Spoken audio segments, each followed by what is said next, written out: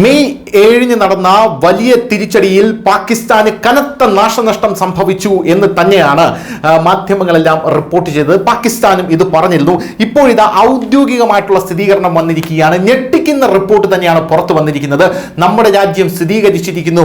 കൊല്ലപ്പെട്ട ഭീകരരുടെ ലിസ്റ്റ് പുറത്തുവിട്ടിരിക്കുകയാണ് ഇപ്പോൾ നമ്മുടെ രാജ്യം. ഇതിൽ ഹാഫിസ് സെയ്ദിന് വലിയ രീതിയിൽ പരിക്ക് പറ്റിയിട്ടുണ്ട്. അതായത് ഹാഫിസ് സെയ്ദിന്റെ കുടുംബത്തിന് വലിയ രീതിയിൽ പരിക്ക് പറ്റിയിട്ടുണ്ട് എന്ന റിപ്പോർട്ടുകളും വരുന്നു. നേരത്തെ മസൂദ് അസറിന്റെ കുടുംബത്തെ തുടച്ചു നീക്കി എന്നുള്ള റിപ്പോർട്ടുകളാണ് പുറത്തു വന്നിരുന്നതെങ്കിൽ ഇപ്പോൾ ഹാഫിസ് സെയ്ദിന്റെ ഉറ്റ ബന്ധു അടക്കം കൊല്ലപ്പെട്ടു എന്നുള്ള റിപ്പോർട്ടുകളാണ് പുറത്തു വരുന്നത്. വെറുതെ അല്ല പാകിസ്ഥാന് വിറളി പിടിച്ചിരിക്കുന്നത് എന്ന് ഈ റിപ്പോർട്ടിലൂടെ മനസ്സിലാക്കാം. ഇന്ത്യ പുറത്തുവിട്ട ഈ ഭീകരരുടെ ലിസ്റ്റിലൂടെ മനസ്സിലാക്കാം. എന്താണോ ഇന്ത്യ ലക്ഷ്യം വെച്ചത്, ഇന്ത്യയുടെ പ്രധാനമന്ത്രി നരേന്ദ്രമോദി എന്താണോ പറഞ്ഞത്, ഭീകരരെ അവന്റെ അമ്മയുടെ ഗർഭപാത്രത്തിൽ പോയി ഒളിച്ചാലും തിരഞ്ഞു പിടിച്ച് തകർത്തിരിക്കും എന്നുള്ള ആ ലക്ഷ്യം നിറവേറ്റി എന്നുള്ളതിന്റെ കൃത്യമായിട്ടുള്ള തെളിവ്, ആ ഭീകരരുടെ കൃത്യമായിട്ടുള്ള പേര് വിവരങ്ങൾ ഇപ്പോൾ നമ്മുടെ രാജ്യം പുറത്തുവിട്ടിട്ടുണ്ട്.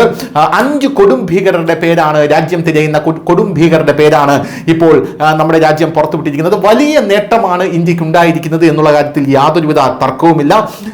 സംസ്കാര ചടങ്ങിൽ, അതായത് ഈ 5 കൊടും ഭീകരന്മാരുടെ സംസ്കാര ചടങ്ങിൽ സൈന്യത്തിന്റെ എല്ലാവിധ ഔദ്യോഗിക ബഹുമതികളും ഇവർക്ക് ലഭിച്ചു എന്ന് നമുക്ക് മനസ്സിലാകുമ്പോഴാണ് പാകിസ്ഥാനാണ് ഈ ഭീകരവാദികളെ പരിപോഷിപ്പിക്കുന്നതും വളർത്തിവിടുന്നതും എന്നുള്ളത് നമുക്ക് മനസ്സിലാകുന്നത്.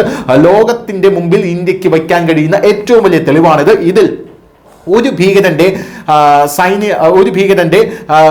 ഈ സംസ്കാര ചടങ്ങിന് സൈന്യത്തിന്റെ ഒരു ഉന്നത മേധാവി പങ്കെടുത്തു എന്ന റിപ്പോർട്ടും ഇപ്പോൾ പുറത്തു വരുന്നുണ്ട്.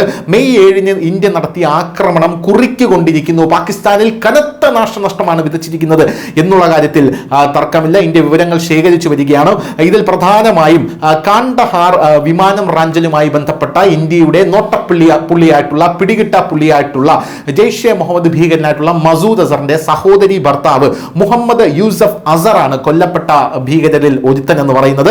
രണ്ടാമത് വീണ്ടും ജെയ്ഷെ മുഹമ്മദിന്റെ തലവനായിട്ടുള്ള മസൂദ് അസറിന്റെ വേറൊരു സഹോദരിയുടെ ഭർത്താവായിട്ടുള്ള ഹാഫിസ് മുഹമ്മദ് ജമീർ ആണ് കൊല്ലപ്പെട്ടിരിക്കുന്നത്. ഇയാൾ മർക്കസ് പള്ളി തകർത്തതിൽ, നമ്മുടെ സൈന്യം തകർത്തത്, അതായത് ഈ മർക്കസ് പള്ളി എന്ന് പറഞ്ഞാൽ അതൊരു മദ്രസ കം പള്ളിയാണ്.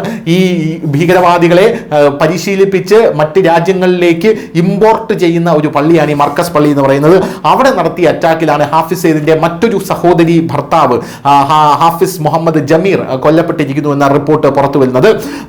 ലഷ്കർ ഭീകരനായിട്ടുള്ള, അതായത് മുംബൈ ഭീകരാക്രമണത്തിന്റെ സൂത്രധാരനല്ല ഇയാൾ, അബു സിന്ദാൾ എന്ന് പറയുന്ന വേറൊരു ഭീകരനാണ് കൊല്ലപ്പെട്ടിരിക്കുന്നത്. മുംബൈ ഭീകരാക്രമണത്തിന്റെ സൂത്രധാരൻ വേറൊരു അബു സിന്ദാളാണ്. ഇത് ആ അബു സിന്ദാൾ അല്ല, ഇത് ഭീകര പരിശീലകൻ, അതായത് ഭീകരവാദികളെ ട്രെയിൻ ചെയ്യിപ്പിക്കുന്ന അബു സിന്ദാൾ എന്ന് പറയുന്ന കൊടും ഭീകരൻ കൊല്ലപ്പെട്ടിട്ടുണ്ടോ എന്നുള്ള റിപ്പോർട്ടുകൾ പുറത്തു വരുന്നു.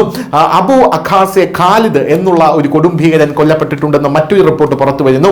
ഇതിന്റെ കൂട്ടത്തിൽ ജെയ്ഷെ മുഹമ്മദ് കമാൻഡർ, അതായത് പാക് അധീന കശ്മീരിൽ ഇന്ത്യ നടത്തിയ ആക്രമണത്തിൽ കൊല്ലപ്പെട്ടത് ജെയ്ഷെ മുഹമ്മദിന്റെ കമാൻഡർ ആയിട്ടുള്ള മുക്തി അക്ബർ ഖാൻ കശ്മീരി എന്ന് പറയുന്ന അയാളുടെ മകനായിട്ടുള്ള മുഹമ്മദ് അഫ്സൽ ഖാൻ ആണ് കൊല്ലപ്പെട്ടിരിക്കുന്നത് എന്ന സുപ്രധാനമായിട്ടുള്ള വാർത്തകൾ പുറത്തു വന്നിരിക്കുകയാണ്. എന്തായാലും പാകിസ്ഥാനിൽ നടന്ന നാശനഷ്ടങ്ങളുടെ കണക്ക് ഇന്ത്യ എടുത്തുകൊണ്ടിരിക്കുകയാണ്. ആ കണക്കെടുക്കുമ്പോഴാണ് ഇപ്പോൾ ഇന്ത്യ നോട്ടമിട്ട 5 പ്രധാന ഭീകരരെ കൊന്നുകളഞ്ഞിരിക്കുന്നു, അല്ലെങ്കിൽ അവർ കൊല്ലപ്പെട്ടിരിക്കുന്നു എന്ന ലിസ്റ്റ് ഇപ്പോൾ നമ്മുടെ ഭാരതം പുറത്തുവിട്ടിരിക്കുന്നത്. News desk, news India Malayalam.